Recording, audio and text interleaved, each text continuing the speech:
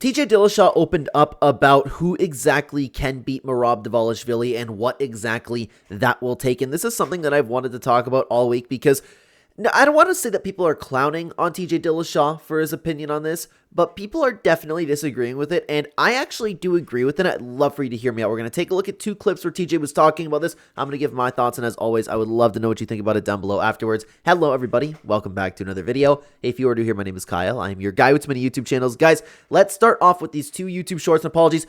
I don't know where it was in the podcast that he ended up saying this, but we have 2 YouTube shorts to take a look at. Gets the point across. Might sound a little bit scruffed because depending on what music we end up having to erase, you get the point. The video will be normal afterwards, okay? We got Merab versus Umar. This fight was awesome. Merab straight up won because of his grit and his cardio. The guy's will to win is insane, and I love it. I love it. And yeah, and he is the greatest bantamweight of all time. There's no question about it. This about him, I would say Nurmagomedov was like the more skilled fighter, but you can't replace toughness, mental toughness, and cardio, like the physical. Sorry, TJ's gonna go on and say that physical strength, and I think he's like insanely strong too. To see that how he's just picked up Cejudo and hit these double legs and done the things that he's done, Merab's got it, man. And I was going through before we came into the podcast, I'm going through the weight class rankings right now. I don't see Merab losing for a while. Yeah, absolutely. And what's interesting is because TJ's going to talk about who exactly can, or at least has the best shot at beating Merab Dvalishvili, and it's not a top contender. And I actually like this take from TJ. Let me bring you over to the next clip because we want to, of course, get the full context on this. And this is exactly who he was talking about. Yeah. Who you think would be his toughest war, or his toughest opponent? I'd like to see Garbrandt fight him. A lot of people really hated that one. A lot of people hated that take. And a lot of people really shook their head at it. But we're going to listen to the rest of the clip, and I'm going to tell you exactly why I do agree with TJ when it comes to this. Eventually, once Garbrandt gets a couple wins back under his belt, Garbrandt can wrestle, dude. I train with Garbrandt a lot. He's so fucking fast. He's like a cat on his feet. He's hard to take down. And as soon as he gets his confidence back, he hits like a truck. He's faster than, I think he could do really good if he. I like that.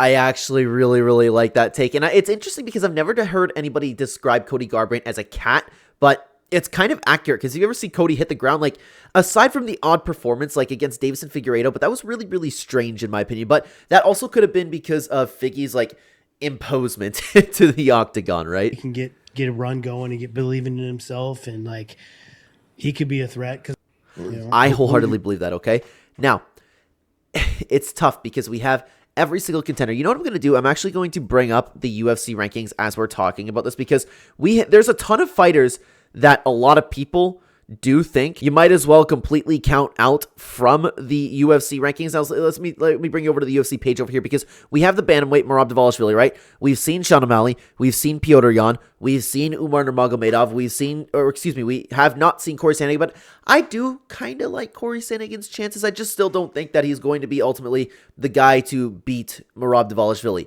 Davison Figueiredo, not going to do it. Marlon Vera, not going to do it. We've seen Henry Cejudo. Song Yadong oddly has some potential. Rob Font, not going to do it. Mario Batista, Jose Aldo, Kyler Phillips, Ayman Zahabi, Marcus McGee, Montel Jackson. None of these guys I look at and I go, okay, well, this is definitely the guy to beat Merab Dvalishvili. But think about the matchup with Garbrandt, okay?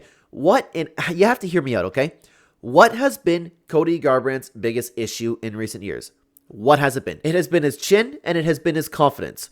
Now, when Cody Garbrandt doesn't have to worry about getting knocked out, because let's be real, is Merab Dvalishvili knocking him out? Absolutely not. That's not going to be the case. If Merab Dvalishvili and Cody Garbrandt ever actually get into a fight, we get to a point where Merab literally beats everybody in the division. He fights a couple times a year. I legitimately would like to see that Garbrandt matchup because Garbrandt has the wrestling, Garbrandt has the cardio, Garbrandt has those giant hands, and if Garbrandt doesn't have to worry about getting knocked out and he doesn't have to fight tentative, we could see a great version of Cody Garbrandt. One that's fast, one that's powerful, one that is accurate enough to hit Merab, one that has a really, really good cardio, one that if is taken down, he can bounce right back up to his feet. Now, in saying this, do I think that Cody Garbrandt would beat Merab Dvalishvili? I do not, but I actually kind of agree with TJ. Plus, when we're talking about fighters breaking things down, I personally really, really value TJ Dillashaw's analytical opinion, especially when it comes to MMA. He is somebody to listen to when it comes to the sport, and I like everything that he said about Cody Garbrandt, man.